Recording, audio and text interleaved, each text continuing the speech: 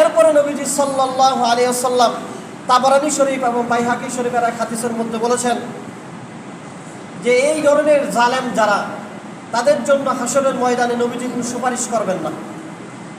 নবীজি বলেন, সিনফানে মিন উম্মতি লান তানালাহুমা শাফাআতি, যে আমার উম্মতের মধ্যে দুই শ্রেণীর মানুষ এমন আছে যাদের জন্য আমি সুপারিশ করব না। তোর মধ্যে ইমামুন জলুমুন গসুমুন, এক নম্বর হলো জালেম দুকাবাজ বাদশাহ, জালেম দুকাবাজ শাসক, জালেম দুকাবাজ দায়িত্বশীল।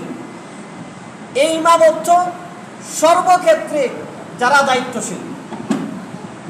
এরপরে দ্বিতীয় নবীজি বলেন, অকুল্লু গোয়ালিন মারিকুন, এবং যারা ধর্মীয় ব্যাপারে হটকারিতা প্রকাশ করে, অর্থাৎ অধর্মের কোনো বিষয়কে ধর্ম বলে মানুষের মধ্যে চালিয়ে দেয়,